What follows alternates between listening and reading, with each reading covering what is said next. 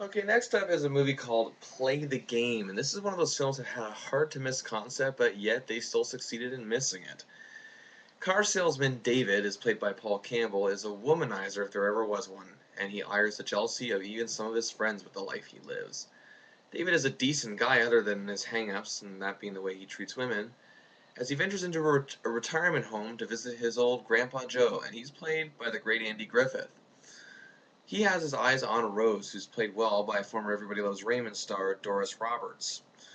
David feels he needs to teach his old grandfather how to pick up women, but hey, here's a shock. David meets a woman himself immune to his charms. Oh, and now he's falling in love with her. Blah, blah, blah, blah, blah, blah. Not long ago, I reviewed a movie called Spread, starring Ashton Kutcher, and while it had the same predictable plotline, it was overcome by the most dynamic performance of his career, and a story that really sucked me in. This did not do that. The humor is about as eye-rolling as any other film, obviously, with Griffith being in his 80s, we get the old Viagra jokes. Oh, how they never worn thin. Ah, ha, ha, ha, ha. I guess it's what this movie's trying to accomplish is the dynamic between how young and old men handle the dating scene. And while this concept could have been a surefire hit with someone that has legendary talent like Griffith, or even a promising actor like Paul Campbell, this could have been pulled off, but it falls into the same old cliches that I've heard in a million other movies like this one.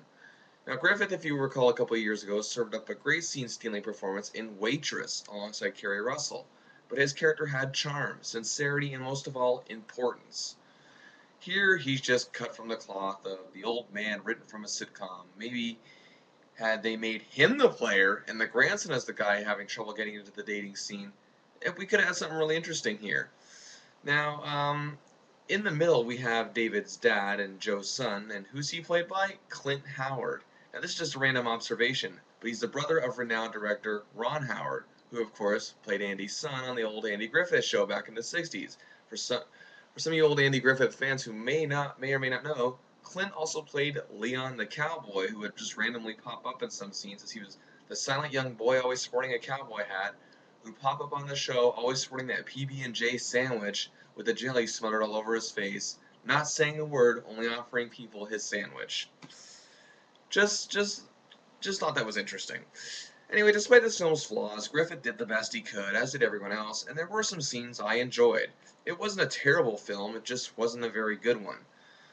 But yet, it seems though, ever since the success of Jude Law's Alfie, filmmakers have been trying to duplicate this concept way too often, adding interesting dynamics to it. Kutcher barely made the mark in Spread, and it's sorely missed here. So, after all that, Play the Game gets 2 stars out of 5.